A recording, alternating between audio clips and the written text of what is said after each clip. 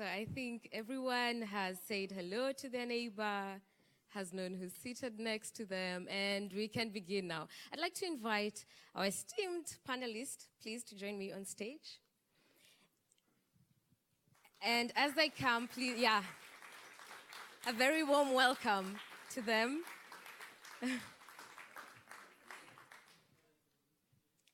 And to begin us off, I'd like to invite the head of the Africa programs, Mr. Klaus Stecker, to come and give us a word. Why are we here? We'll find out more from Mr. Klaus Stecker.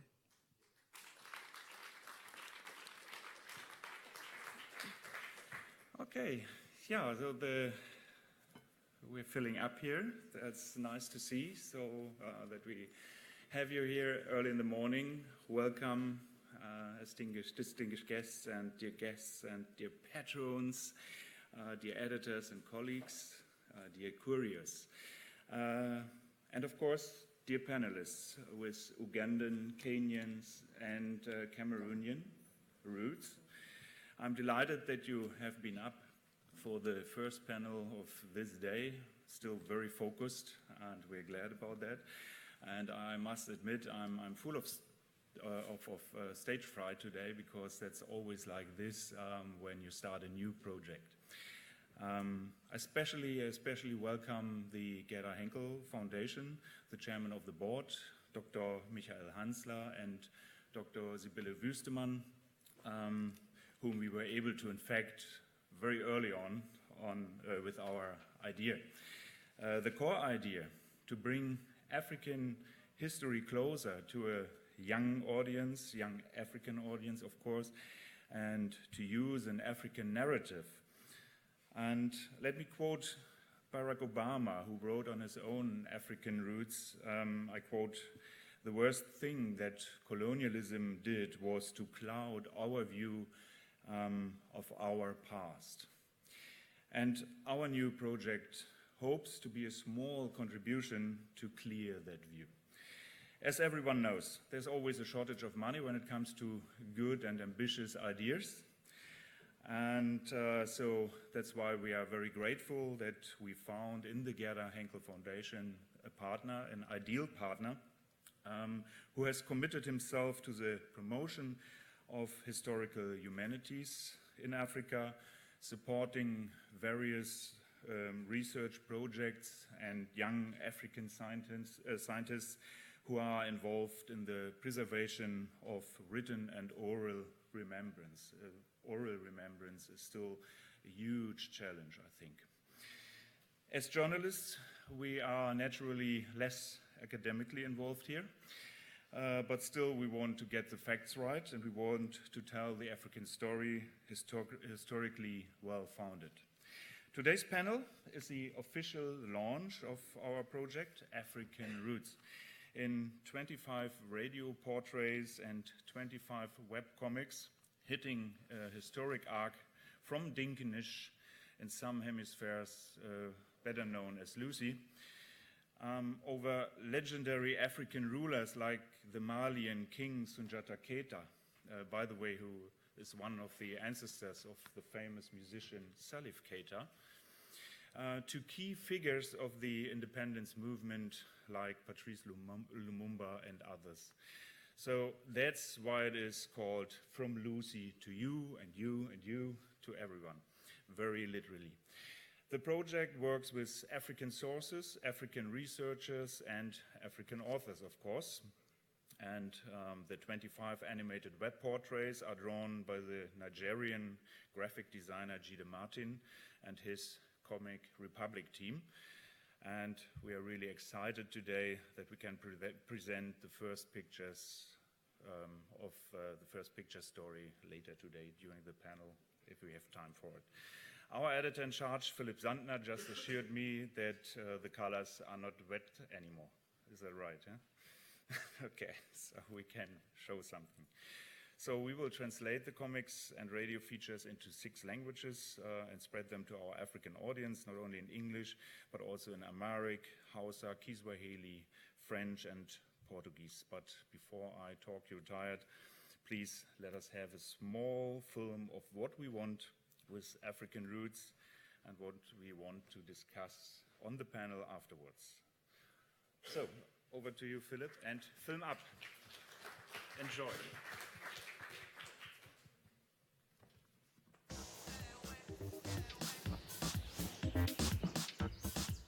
Some insights are born out of coincidence. ድንቅነሽ ወይንም ሉሲ የሚል ስያሜ የተሰጣት የቅድመ ሰው ቅሪተ አጽም በአገራችን መገኘቷን እኛ ኢትዮጵያውያን በልዩ አይን ነው የምንመለከተው። ሉሲ የሰው ዘር ምንጭ ተብላ ወደምትጠቀሰው አፍሪካ ምንድን ናት ታደርጋለች?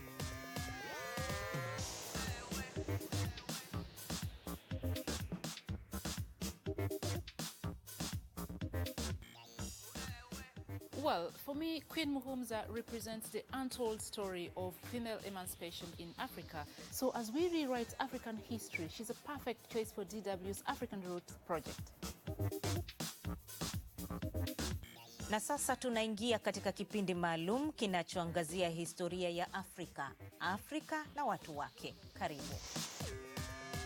DW brings you news, analysis and much more about Africa in 6 languages.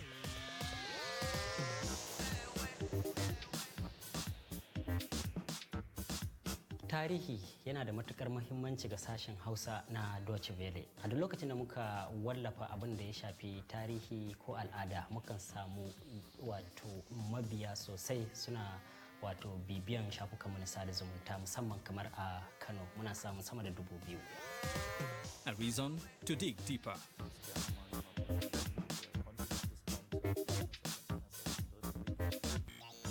African history is highly popular among our users and listeners. Many youngsters lamented how much they learn about the colonial past and how little about their own African roots. It's a privilege for us to meet this demand. With the expertise and support of the Gerda Henkel Science Foundation, we also make sure that we don't fall back in a colonial narrative again.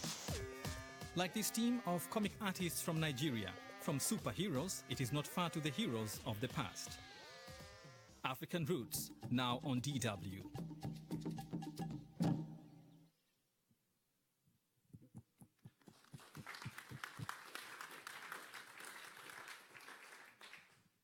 And that is why we're here today. We're here to launch this project, but also to have a conversation about how do we tell this African history? How do we reclaim this history?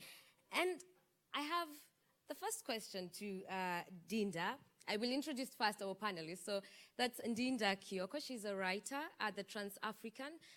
You'll see in the slides and you'll remember. So that's Ndinda Kioko. And one of her works, The Kanga, has explored how we interact with cultural artifacts and the history behind it. This is Professor Dr. Edward from the University of Makerere. And he's here, first of all, in the position of an educationist. How do we teach African history in African countries? And this is Eno Meyomese. I got it right. And he's here from the political aspect of telling African histories. And we will be exploring these three threads, so to call them. So from the cultural aspect, from the educational aspect, and from the political aspect, when we are reclaiming this African history, what exactly does it mean and how and who is telling this history? And the first question to Dinda will be, does the language we use to reclaim this history or to retell it affect what history is told? Which history is told? Can you hear me? Okay, I hope I'm not screaming into your ears. Yeah, definitely. I think language plays a big role in how we imagine ourselves and how we form, the memory of ourselves. When you asked me that question, I just thought of the memory, what is it called? The loyalty pledge, which is something that we are taught in primary school when we are 5 years old. I pledged my loyalty to the president and the nation of Kenya. And when we were taught this loyalty pledge, we were taught it in English, and it meant nothing to me. I was a very, you're young, English means nothing to you, but then you have this loyalty pledge that is left to you. It's a very, you inherit it. It's, colonial history, you inherit it. And it means nothing to me. It's just sounds and nothing else, but it's supposed to mean something. But this language means nothing to me, and it's part of it's supposed to be part of the history of how I imagine myself. So definitely, I think language really plays a big role in how we form our history, of how we reclaim our history, you know. When you talked about my Kanga project, for example, and my interest in that Kanga project. The Kanga is, for those of you who don't know, the Kanga is these fabrics that are very popular in East Africa. In, I think, Uganda, they're popular in Uganda as well. Yeah, and in Kenya and in Dar es Salaam. And they've got these Kiswahili aphorisms that are, like historically, they played a big role in the emancipation of women, you know, women talking back to the world, women saying something, telling the world, this is how we want you to think of us. And even now, they play a big role in, like, the political vernacular in Kenya, how people campaign, for example. So the reason I was very curious about the Kanga is because when I think of language, I think of English as something that is very limiting, you know, in the way I imagine myself as a Kenyan, or in the way I think of the history of my grandmother, for example. I can't think of my grandmother in English, you know, and all the things that she taught me. None of those things exist in English.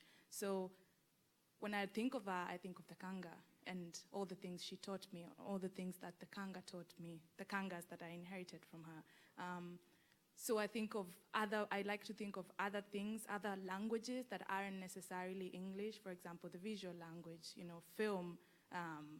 What can we do with these other languages that are available to us? You know, yeah. Just to follow up on what you're saying, would you then recommend that these histories be documented within the language in which they occur? So if, for example, you're talking about Queen Muhumuza, should it be documented in the local language that is spoken there and then translated to English, or should it be in English first and then maybe to reach more people translated to the local language? You can also contribute. What would you recommend then when you're retelling this, when you're reclaiming this history? From where do we stand?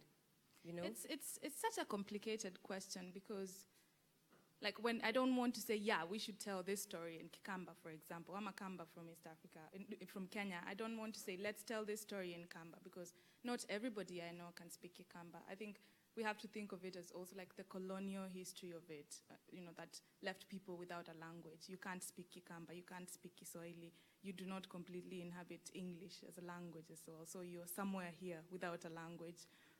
I don't know. It's such a complicated question. I would have to think more about it. Well, you know? as yeah. you think, you talked about the colonial history, and here I come to you, Professor. How is history, the way we've known it, when it comes to teaching? How is it taught in schools? What methodologies are used? You can. Thank you very much, moderator, and it's a pleasure to be here. First, maybe let me go back to the language issue. I think that language is, to a great extent, a medium. And so the point wouldn't be so much which language that this narrative is expressed, but the content that, you know, expresses itself in that language. Because if we say that, you know, the experiences have to be said in the local language, then we're actually going back to the colonial narrative of sort of like either tribalizing the debate and so forth. So coming to the question that you've posed, one time I had this conversation with a historian from Ethiopia, and he said that history is a scoop in the ocean. So it's what you scoop, and it's that scoop that becomes history. But the point I want to make here is that then we have to be conscious on the methods of scooping. And I think that's where the higher education institutions come in, how we train the individuals that are coming out that are going to document that history, to tell it. And I think that's quite often we've either gone into a sort of a confrontational sort of discourse, as it were. So either you are either Africanist or whatever. And I think that we need to be a bit more conscious that we look at the curriculum that is there. If you look at African universities currently, you find that probably some of the weakest departments are departments of history. And so we have to start from there. We have to start by looking at how we train the people that we expect to tell the African histories to begin with. And so I really want to suggest that we need to put a bit of more care there in the methods that we teach, sort of looking at lived experiences and things, and perhaps borrowing quite a few of these methods from anthropology and the others, but critically looking at how we invest in the history departments, in those kinds of departments, and then otherwise we keep on saying we need to tell the African, histories, but then who is going to tell it if we don't train these young people? Thank you. I bounce the question back to the panel. Who is going to tell the African history then? We are having the Comic Republic who's drawn the beautiful images that we have seen, and they are African. And we also have the historians in schools that are studying this subject, history. What sources are they citing, for example? What material do they have? Is there enough archive with the African history for them, for schools even, to be able to empower them in a way they can tell the African history? Maybe that's the question to you. Well, thank you. I think there isn't enough, because if you want, first of all, access to this material, if you want to access African historical materials, you still have to go to Evanston in the US, you have to go to, University of London and things like that. And so the Africana section, for example, at Makerere University, that was very, very rich in some of these things. The access to the material, that is already there, even before we think about, looking for more, is an issue. That's one. Two, that the African writers who've been writing about African history and so forth have also had this issue with the scoop from the ocean. That the scoop they had from the ocean was, a scoop that was interrogating colonialism, that not necessarily telling the African history as such. And so I think we need to extend that debate. We need to invest. And yesterday we were talking about the place played by visual and performing arts. And I think that is critical. Even when we're looking at history or history departments, we need to see some of these other professions or areas that, African ways of telling things is visual. And you find that you have some of these African sayings that, the eyes of Muganda, where I come from, are in the hands. And so I think pictorial and those kinds of things are going to be very, very important. And so the role of film and things like that are going to be critical in telling the African story. Thank you. Even as we look at the things, or how to tell the African story, Mayor Mese, this history that exists, we cannot ignore that there is a huge colonial influence in the way we interact with each other even. So I'd like you to answer, how does this affect the political discourse? What I can say is that specifically in the French former colonial, the history is, I can say, a political weapon. They clean many things in order to legitimate the government and to present them that the best government they must have. For example, in a country like Cameroon, which is mine, we have nothing concerning the last years of the fight for the independence. French army went to war in Cameroon during 6 years. You will not find anything concerning that period in the history, because if you teach it in school, it will be a big problem for the government of today and of the past, who has been presented as the savior of the country. In many of former French colonial countries, the situation is the same. The history is used to legitimate the government in power. For example, in Gabon, for example, in Central Republic of Central Africa. For example, even in Ivory Coast, many things have been changed in order to present Houphouët-Boigny, who has been chosen by France as the best politician. But today, the problem of young Africans in that part of Africa is they don't want no more to read that false history. For example, when I was a kid, I used to say head cuts in the street of Douala, and people today said we don't see that heads in the books of history. Why politicians have removed it? So it's a big problem today. People want to know the real history, specifically in the former French colonial countries. In English colonial country, I can say it's really good. Even in Portuguese, yes, it's true.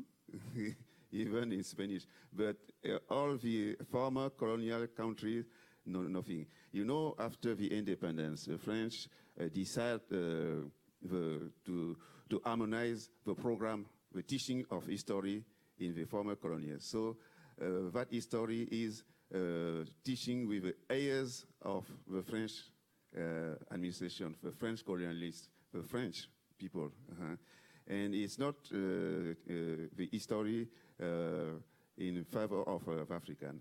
And today the new researchers say, no, we don't no more want this history. UNESCO in Paris give funds to make research in order to write different books, different approach of history. So I can say it's a big problem but it's going to be solved now in specifically the former French colonies.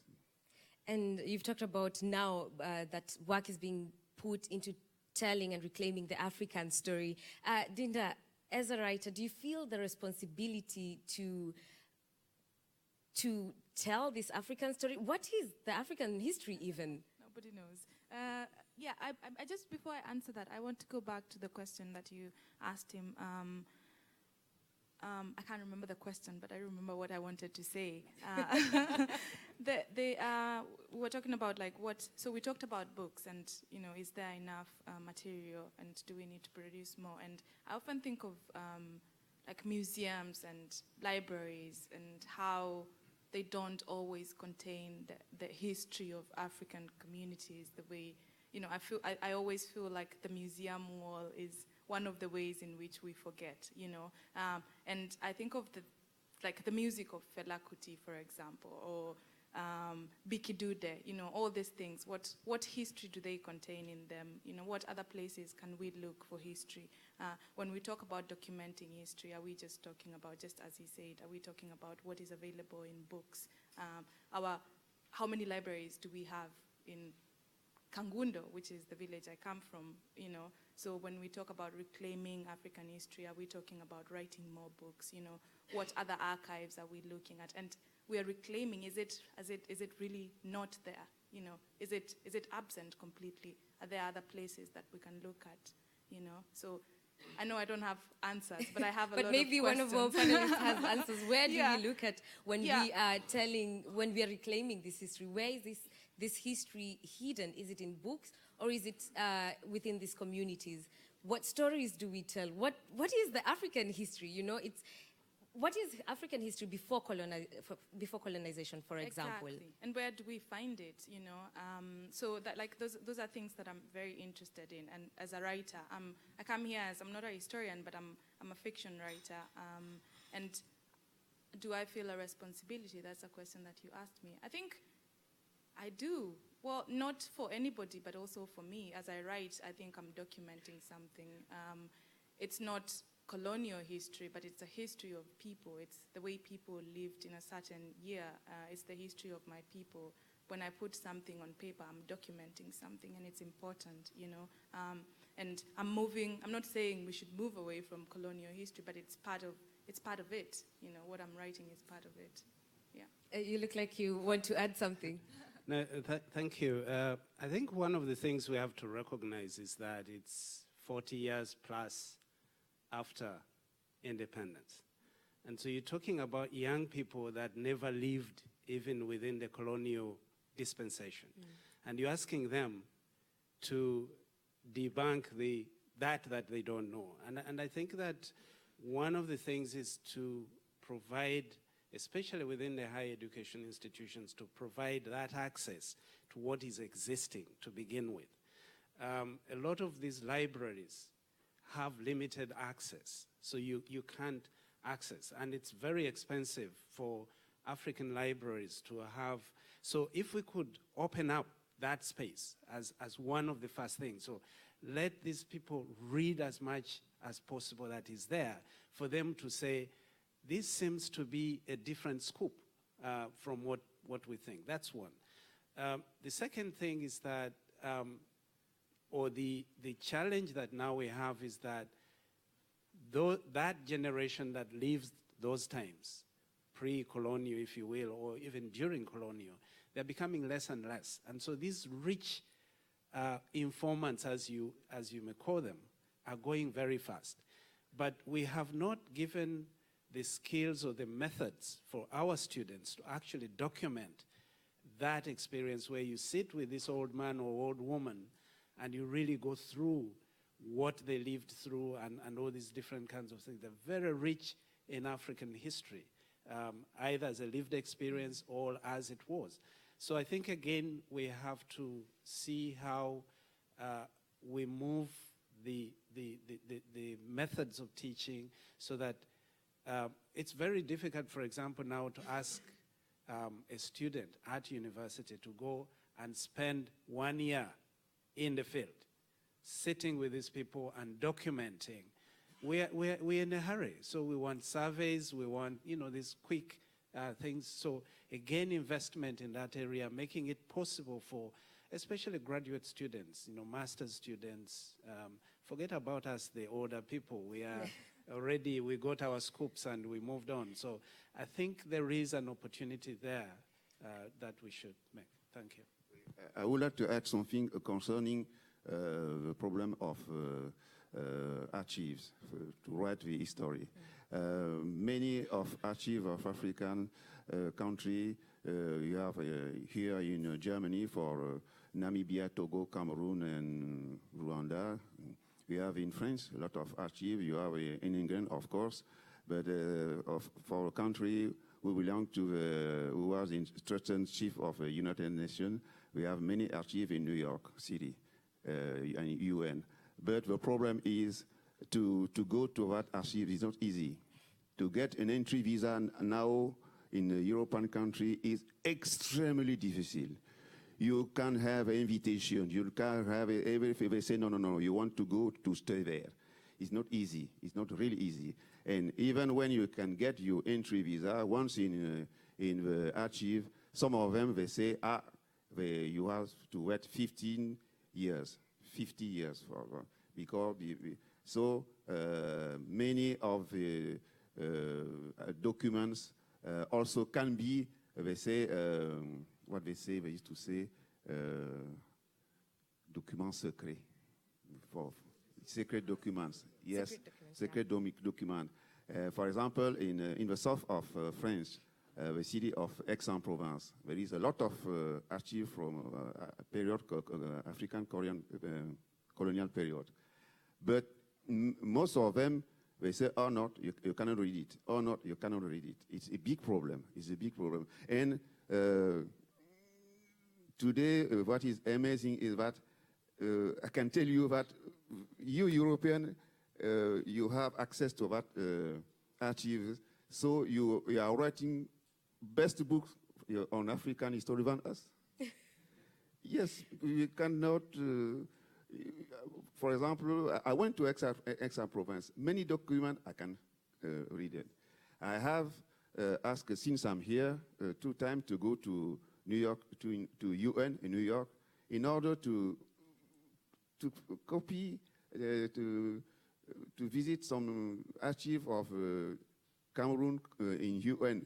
They refused me visa 2 times. It's not easy. Yes, for researchers of African, it's not easy. And above all, it's a problem of money. If you come, you have to pay your hotel and so on and so on. It's not easy. But organization like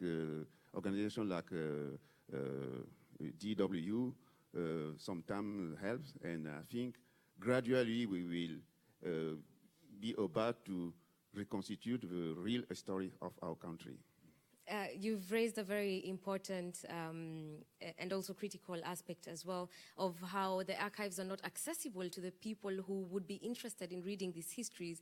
They would need additional logistical arrangements to get a visa, to get a flight, and then to get accommodation to just come and access this history. But I think in the same breath, this project, the new project African Roots, is slowly almost like revealing there is maybe something that you were not aware of that is here that wasn't there. Like you're sharing your experience at having attempted to apply for a visa to get these documents, but it was difficult for you. So I can only imagine for someone, for an African scholar based in Africa who wants to access this document, it must be hard. But Dr. Ari, this question would be for you. How then do you ensure that your students have access to these archives, that they would also collectively contribute to such projects if DW is open to,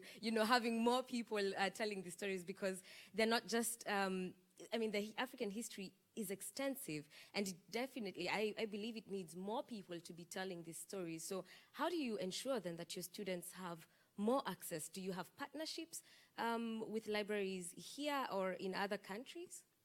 Yeah, I think so. In the last probably 7 or so years, we have had partnerships that allow us to have access, especially to open access journals, because that's, like you have several of these. So I think all is not lost. There is an attempt to, but I think we have to have that conversation, especially with some of these very rich repositories of African history. But also I think that we, for example, are beginning to encourage, seminar series, right? Because you can always think about going to the US or going, but I think we need to have this conversation right in the institutions.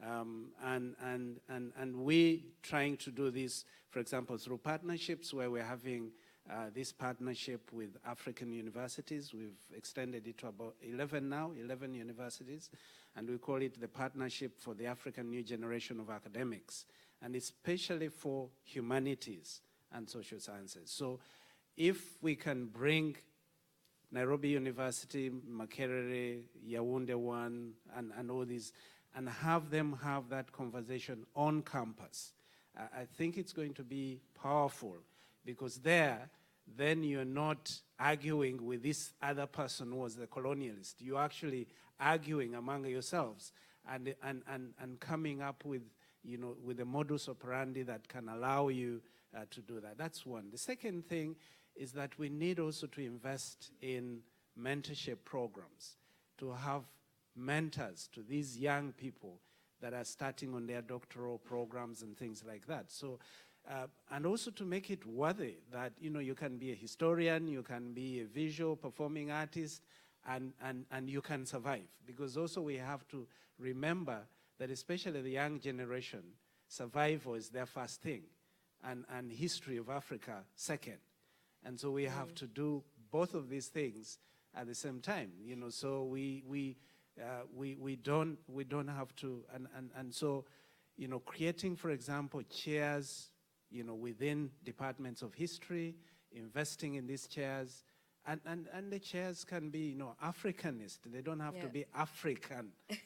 Thank you. And just to, yes. Yes, I will want to add a good thing is with internet. We can find a lot of documents in internet. So if they refuse you an entry visa, you can... yes, it's a big problem. Yeah.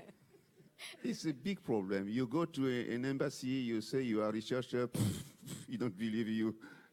They want to say an African can be a researcher. But in the internet, we can find a lot of documents, really, and you can work with them. Personally, I use a lot internet, a lot of documents, and you have to do your work of historian to compare them. He's telling that, that one telling that the truth could be in the middle, and so on and so on. So, fortunately, we have internet. I can say it is a universal library. For example, in Wikipedia, there is a lot of documents. A lot of, okay. Yeah, just to pick up on something that has been mentioned, that young people in Africa are first thinking, how do I survive, before they think African history. So how can we make history sexy for them? How do we pull them to start talking about African history? How can we provoke them? From all of you, politically, how do we provoke them enough to start thinking, for example, when we are talking about democracy, to start thinking of the kingdoms that existed? What forms of leadership did they have? Is it the Western democracy that we have now? Because there were empires before colonization. Now I've moved beyond colonization. There were empires, and they worked. They were rich. How did they do it? How do we make young people attracted to that part of history where they say, okay, fine, this Western democracy, if it's not working in our country, what else can we learn from our history? I can say is today I'm talking about countries I know. It's become a natural movement. People want to know what arrived, want to know the past before colonialism. It's a real document. And today with, I can say, democracy in Africa, the situation is better. People know that in the past, it was not the darkness. Before colonialism, what was the situation, the kingdom, and so on. And today, with the problem of, for example, you talk about democracy.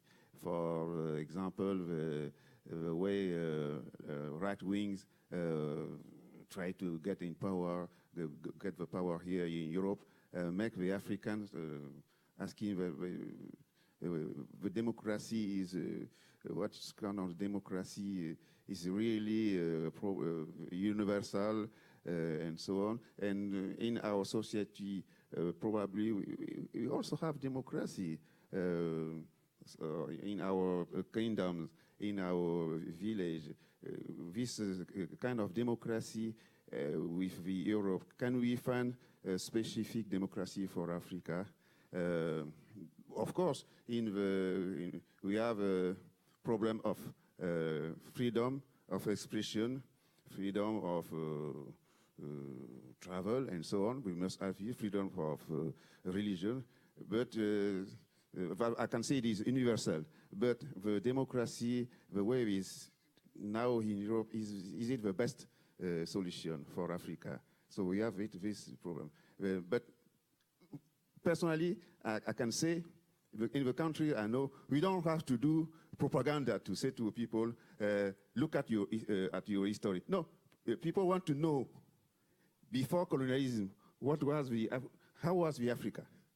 And during colonialism, okay, they build roads, really, they build trains, railway station, and so on. They brought school. But, how do we go to the first World War in 1914, and the Second War, and so on and so on? The young people, even African, want to know. So I think we don't have to do special propaganda for that. It's my experience. Yeah, but how do we make them? Maybe I pose to Professor and to Ndinda. How do we make the young people want to consume it? Because it's one thing to have the information out there, but it's another for actually people to actively consume it, to actively say, I am watching Africa Roots. Africa Roots is coming on now. It's being released. The new episode is coming out on radio or the webisodes that will be produced. How do we make them then want to go beyond that and even ask us to produce more episodes then? Is it the content, the stories that we are telling? I think it's both. It's the content, but probably more so the way we sort of deliver that content. And I'll give an example. For example, in Uganda, you find that there's been a huge shift in the music industry from the Congolese to the Ugandan sort of music and a lot of content in there. And I think that there is an opportunity there because the young people, it's music, it's Arsenal, Manu, and all these different kinds of things. Put the content there. Don't put the content elsewhere.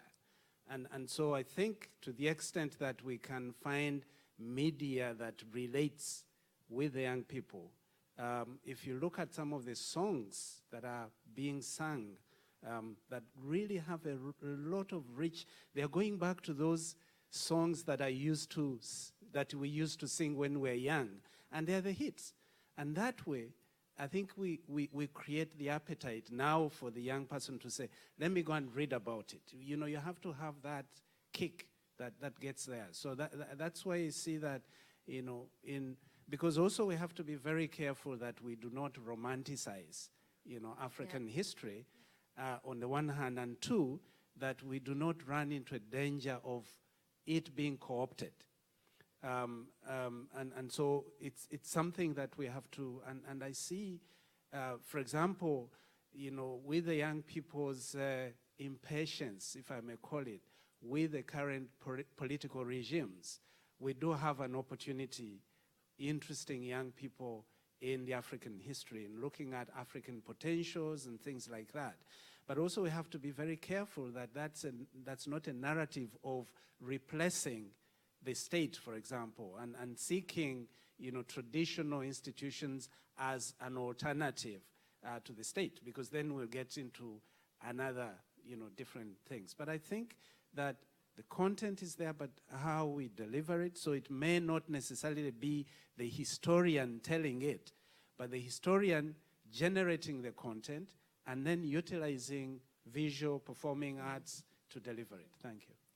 Just before we hand over the mic, I'd like us to take a quick interlude with a video of the first webisode. So, and then after, we'll continue with the discussions, but the floor will be open. So if anyone has a question, a contribution, maybe you feel free to raise your hand, and then I believe there is a mic that will be given. Yeah, there is someone with a mic, and they will hand the mic over to you. So first the film, and then back to the discussion.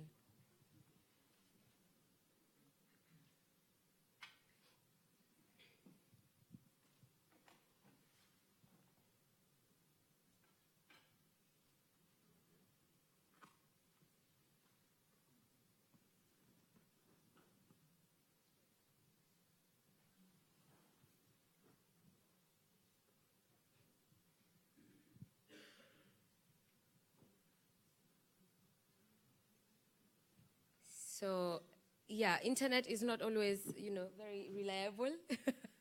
But as he sorts it out, perhaps you can, you can. Yes. Yeah, I wanted to continue what yeah, don't forget me, please. Absolutely. I'm too short.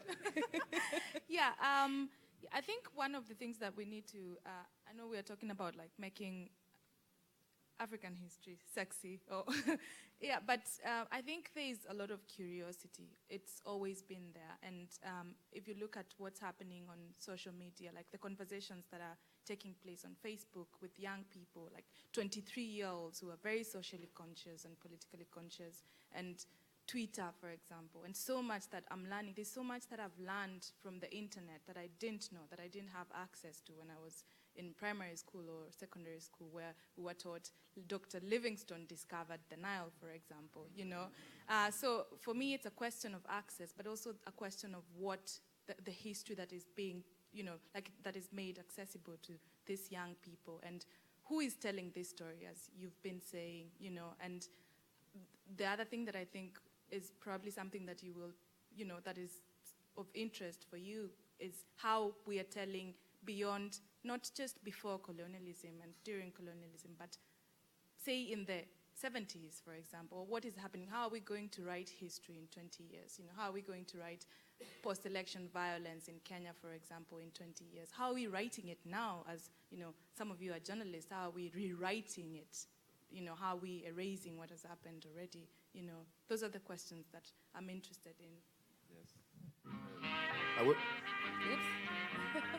Now it plays.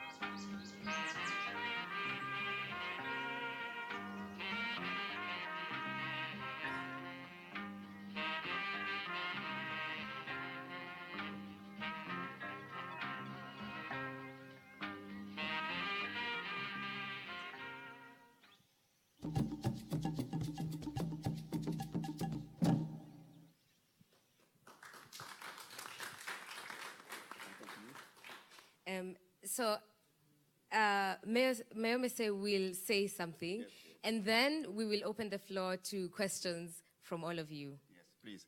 Just to say, we have a big problem of publishing. Yes, to publish the book is extremely difficult. For example, in Nigeria, they have their own publisher. It has been the best solution. To publish in England is not easy. In French, it's not easy. You know, book is ideology. You cannot publish a book in French who said that De Gaulle was a bad man for Africa. Nobody will publish that book. So we have, in many countries in Africa today, we have our publisher.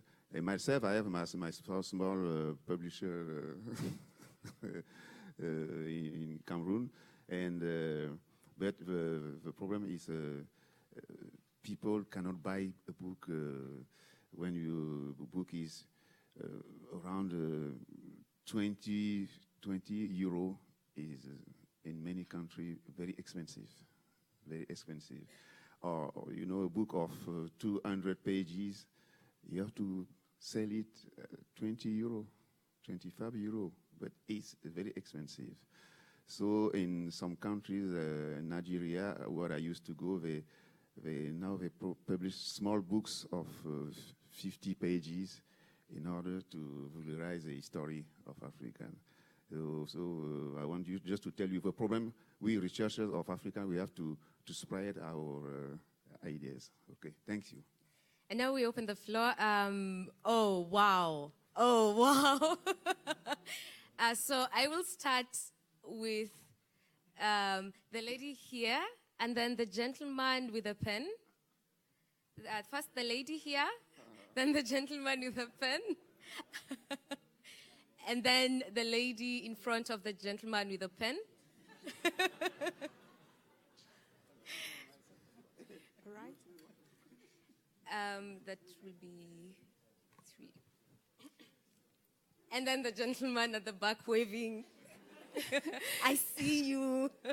I hope we have an opportunity, yes, to answer most of, if not all of the questions. So we shall go with you. Just a few instructions before we go. Please say your name, where you come from, and then the question, and keep it brief so that we can have time for all the other questions, please. Right. I hope I'll be brief. I'm so excited.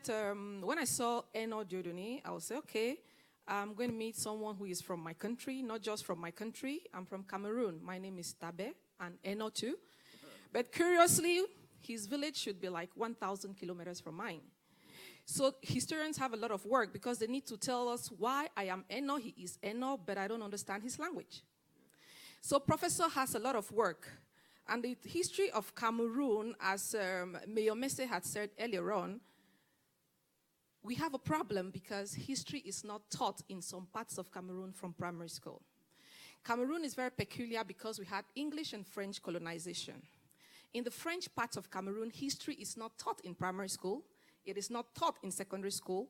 The Francophones get exposed to English only in the university, and I'm glad Professor knows University of Yaoundé 1, where I graduated. That is when the Francophone part of Cameroon is exposed to Cameroon history. But for the Anglophones, as early as primary, they already know a lot about their history, which made a journalist wrote an article some years back titled, Writing Cameroon History with an Eraser. Just to confirm what Mayor Messe has said, you write and you hide the things that are supposed to be said.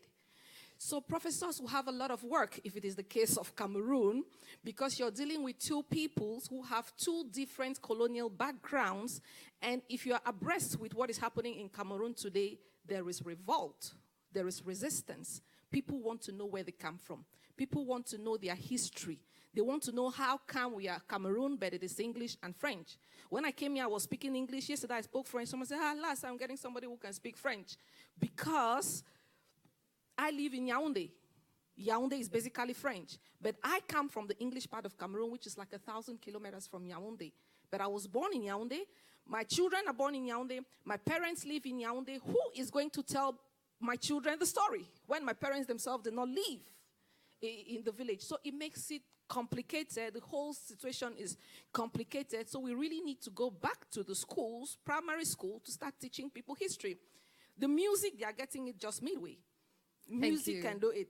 The books is just midway. But now, back from the roots. To get them interested, it's to get them used to it from the beginning.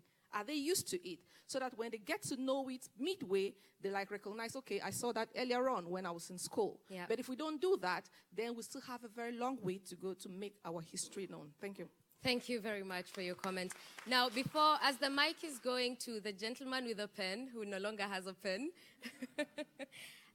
we have followers on Facebook who are following this conversation, and someone has written in Mbene Mwambene wrote, fear among African students of not wanting to study history is the job market. So how do we then assure them that when you actually enroll in a history class, you'll be employable? Because like we said, people want to earn a living. And if in African countries, history is not paying, why should I study history? But now the mic is with a gentleman. Sorry, can I speak in French? No. But your English is fine. No. You will see. I will try. Okay, yeah, but please remember to keep it brief.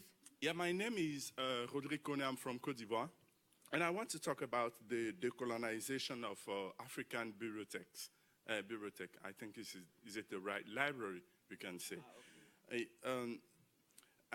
I think the many challenge for historian, I'm agree with Professor, I don't know his name, but calling the romanticization of the history.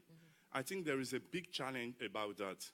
Because when we talk about African history, everybody wants to, to see this history like a marvelous or something was really wonderful.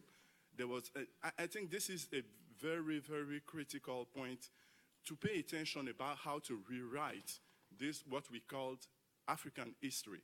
And there is a challenge of, I think, epistemologic and methodological issue to discuss, because when you want to write history, using a research tool from in hyphen from European countries cannot be all the time relevant to really catch what we want to tell about history.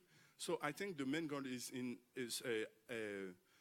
African universities how to try to build new tools, not very new, but tools which are really relevant to the context and try to cut the real challenge of African history. Thank you so much. The mic goes to the lady in front of the gentleman with a pen. Hello, my name is Edith Kimani. I work for Deutsche Welle. The first one is a statement, the second one is a question. I think as young people, we certainly are curious about our history, and this curiosity has been manifested in the way we look now. You can see the ladies at the front all wearing Kente fabric. I'm wearing such myself, and this is a form of reclamation of our social space as I see it. The second was a question, which is, who are we telling these stories to? A lot of the time it feels to me that we're doing it as a way to prove ourselves to the former imperialists that, hey, look at us, these are the goals that we have now achieved. And we are by and large leaving out, leaving out the audience in Africa. Two of the people sitting on the panel today, Professor, yourself included, are from countries where you have people who've been in positions of power for decades, over 20 years. Why aren't Africans rallying together to have this conversation? Why do we have to wait for the UN to do it? Why do we have to wait for the G20 to make these summits and create these communiques? Thank you. Thank you very much. Just before we answer these three questions, the next lineup is the gentleman at the back, and then at the very back, and then, yes, you? Hi. But first we answer the questions. I have identified who will ask the next questions. So coming to the questions that have been asked, Professor, you have insisted you've made it quite clear rather, that at the tertiary level, history needs to be taught.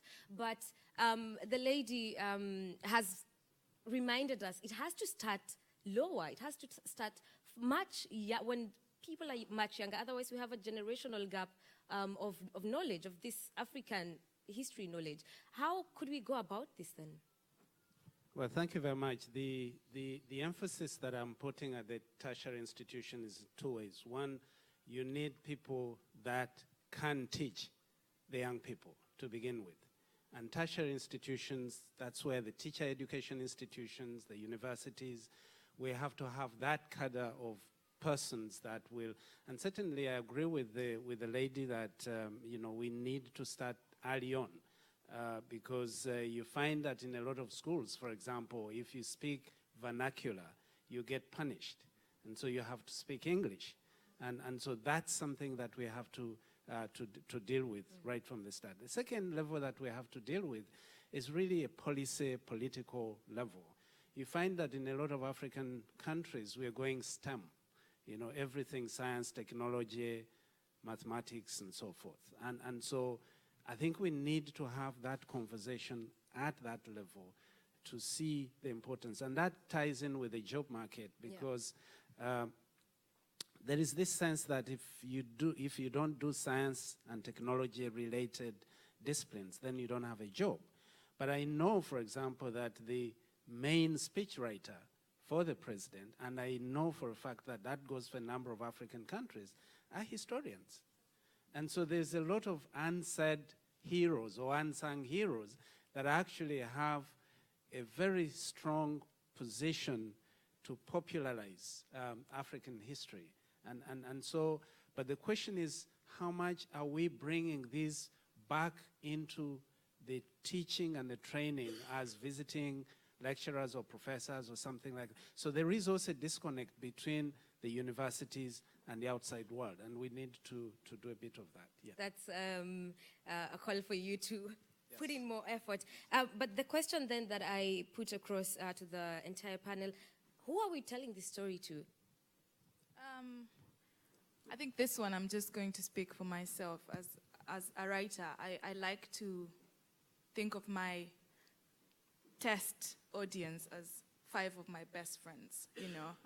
But I like that question because when you think of the language that we use to tell our stories, there's always that question of who are we making these stories accessible to. So we're telling a story in Kikamba or Kikuyu, and then we want to translate it. Who are we translating it for? I think we need to tell these stories to ourselves first, because before we understand our history, how can we even talk to the world about ourselves when the history that we have is not the real or the true history of ourselves? So, yeah, to us. But it's a question that should be asked, I think. Yeah. Do you want to say something on this, or shall we take? Okay, so we go back to the questions. The gentleman at the back first. You have the mic? Yeah. Yes, please. I'm just going to comment on how to make telling those stories not just sexy, but sexier. We all know about graphic novels and cartoons and everything, and it's currently one of the fastest growing ways to express oneself in art. And there's a massive market for young people, and there are lots of African stories to tell in that format. The little video we just saw about the Ethiopian archaeological find was created by a bunch of my friends in Nigeria. I just saw their stamp, Comic Republic. There are a number of comic book companies in Nigeria, and they're doing a bit. They're telling the stories of African gods and goddesses, Yoruba mythology, presenting them as superheroes while telling the stories of those mythologies. And while it's a trickle right now, I see it eventually becoming a whole river. And I think it's something even for academia to look into, to develop. We have a lot of fantastic artists in Africa. I mean, hieroglyphics in ancient Egypt, you know, actually did a good job of telling stories then while conveying literature. It's only natural if such a format develops very well in Africa and helps us to tell our stories. And finally, it has a really wide appeal with younger people. So yeah, that's the way we can make it sexy for them. Make them keep Avengers or X-Men or Captain America and pick up Shango or Queen Amina, you know, and some other African legends. Yeah. Thank you very much for your comment. The mic now goes to the gentleman in a blue shirt. Thank you. And first of all, I must apologize for having dropped in here late. So in case my question has already been answered before, I'm very sorry. Then please ignore it. When I read on the panel description there's oral history as a theme, I was really thrilled. And when I heard the way you are talking about it, when I saw this little video, I thought, well, there's another story to tell in history always, and I want to know how you do it, to give you an idea of what I mean. About 18 years ago, when I was interested in Japanese history, I found a lot of usual history books that told the stories of the big personalities and the big names. And I found one book that dropped apart a bit. It told the story of ordinary people and how they lived and what life for a peasant was like, or what life in the city for a merchant or usual citizen was like. This is, I think, an upcoming, rather young sort of history, and I would like how to find out about such stories in Africa and whether you're interested in it, and if so, how you tell the story. Thank you. Thank you for your question. And there was a gentleman here, and then we really have to be fast because we are squeezed for time. Yeah, just your name and the question, please. Thank you. I come from Uganda. My name is Mchivi. I mean, we are talking about African history, but I've just been wondering whether Africa is itself even homogeneous. I mean, I come from Uganda, for instance, and our history is very different from the history of Egypt, or even South Africa, if you're talking about even colonialism, even before colonialism. I mean, So when you just lump it together and say whatever is relevant to me may not necessarily be relevant to everyone else. And then I have a second concern about, because if I speak for Uganda, for instance, we have a president who's been around. Someone has already hinted on it, but it is 31 years now. Probably he'll be around for 40. And now he says, one problem we have is people are so into the humanities. You're talking about history, political science, that's why we don't have jobs. And we have a serious challenge of bridging the technological gap, technological industrial gap between us and the West. So we have to engage in very serious things, and by that he means, of course, the physical sciences. And therefore, you don't expect that Professor Kirume will get the funding he needs to augment his history department and everything to do. So you're going to have a very serious problem there. I don't know how to handle that. And then the mic goes to the gentleman. Yes. And then here at the front. I see you. Yes, hello. My name is Tobias Hiddemann. I'm from Germany. I'm an entrepreneur here from Bonn.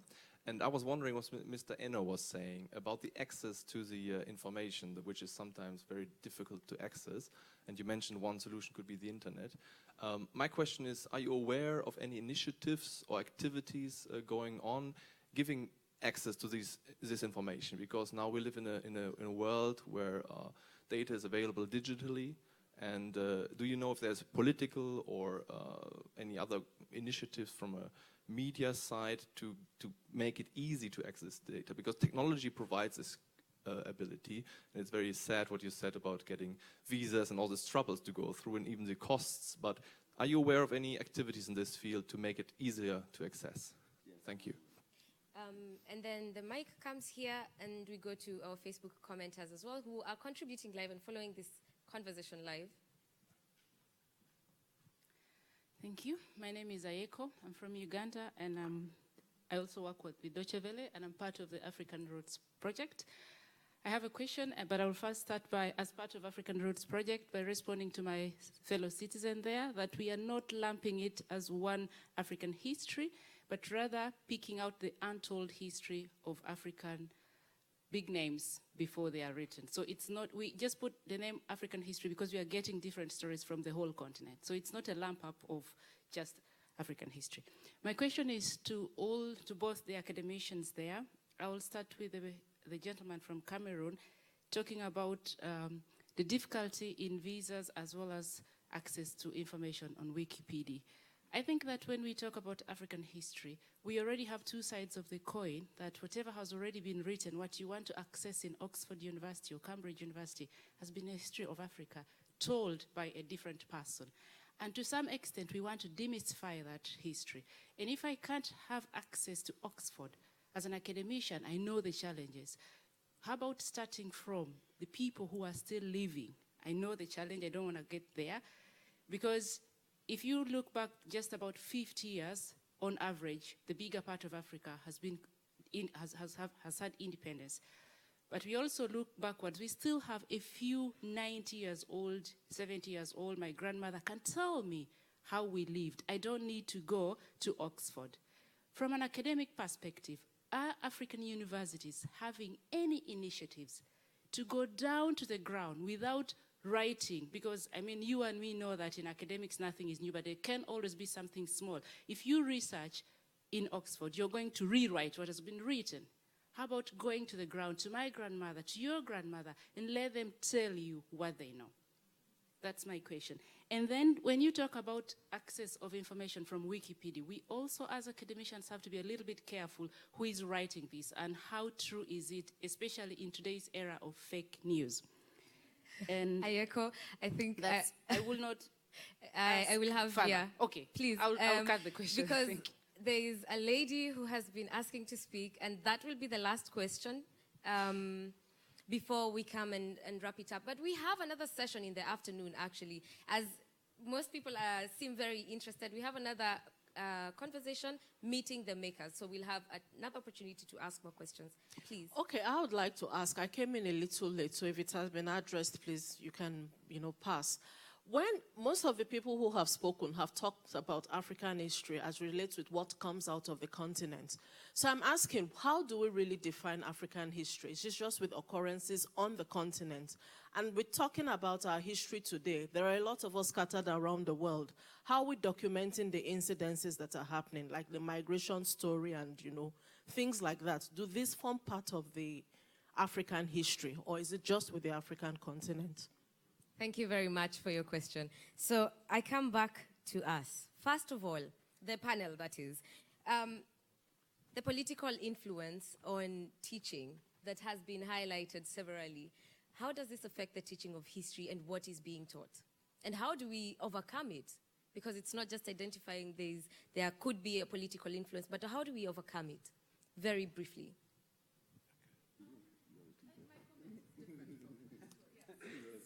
Okay, thank you very much. I think if you want to address a problem, you don't run away from it. You actually engage with that problem. The most outstanding universities in Africa are public universities, and therefore it means that they are government universities. And I think if we know that, then we can constructively engage with government. Of course, there's this whole thing about STEM and the others, but I think maybe the issue for me is that even before we worry about government and what government is, are we generating enough content that we can then think on how to deliver? And so the challenge for us within the higher education institutions is also to go beyond the compartmentalization of the way we teach. So historians are different from film people, and I mean, if the historian will generate the content, but maybe so lousy at delivering it. And so they have to work in partnership. And remember that if you look at the political elite in Africa, they are all humanities. Yeah. So, I mean, so we have a start, you Yes. know, to work with them as our own, not as politicians. Yes. Thank you. May I always say, the access of information. Do you have something that you can tell our Facebook listeners and people who are following the conversation? Where can they get some of this information online? Do you have a particular site that you could recommend? Off the top of your head? Or will you leave, we will leave it then in the comments of this conversation for all of the people. You have one? Yes, Yeah. please. I have one. Okay. Yeah, we at Makerere, we have the African Humanities Program. And the African Humanities Program is partly sponsored by the American Society of Land of Friends or something like that. And we, in that partnership, we are having that access. And so if people logged in or checked on the African Humanities Program, that's one. There is also support by the Swedish government and the Norwegian government. They put in quite a bit of money in expanding. And so this is the kind of interest that I would like to have the conversation with the German government, for example, and with other, European. So we have that conversation on access. Good. And just to go back to very briefly to the issue that was raised, you'll be surprised how much African-told historical records are in these archives. So if you go to these archives, you'll be surprised. Even before we go to the grandmothers, there's a lot that is there that we can actually use. And certainly the issue of grandmother and grandfather, it goes back now to the methods. How are we teaching our students to actually be able to go and sit with this person without going and saying we are from Makerere University, we are superior. So it's a challenge that we have. As you give the microphone to Dinda, I read a comment here from Privilege in Zimbabwe. He says the simple answer is young people can only be attracted to the continent's history only if democracy thrives. He continues to say in Zimbabwe, young people are put off by history discourse because leaders use it as a propaganda tool to oppress the masses. This is already something that Mayor Mese mentioned earlier. And Lamin Fofana Bla from, he hasn't written where from, he says, people whose history is to be narrated now should prepare to produce 21st century actions. Of course, also challenging us then to really actively get into telling our stories. So not only depending from stories from out there, not out there, but from other sources outside of Africa. Ndinda, you wanted to say something? Yeah, just two quick comments. Somebody said something about citing, like who are we citing, as I think it was a gentleman at the back there, methodology and all of that. But as a student of literature, one thing that I'm very aware of is the scholars that I'm thinking with. Where do they come from? Who is informing my thinking? Am I reproducing the same thing that I'm claiming to rewrite? That is something that I'm always aware of. The second comment that I want to make is about, there was a question about ordinary people and how we include, I'm ordinary, I think. But yeah, how do we include them in, our thinking of history? And when we think of the archive in a different way, when we expand the way we think of an archive, I think we allow so many people in. We allow, like we talked about the Kanga earlier, we allow women into the conversation. We memorialize women. We allow ordinary people who are often excluded from the conversation about history. We allow so many other things when we reimagine it. Yeah. Thank you very much. And last thoughts? Thank you very much. I think as we craft this project, perhaps we need to say reclaiming African histories, so that then we do not have this thing of an African history. That's just one comment. Thank you. Thank you. Good. And you know last words? No, good work. And with that, we come to the end of this, which has been a very interesting conversation. We thank everyone who has watched us live on Facebook. We thank you for being here especially, and for contributing, and for participating, and just simply being here. I am really appreciative of that. I thank the Gerd Henkel Stiftung and the DW for their cooperation in making this conversation possible.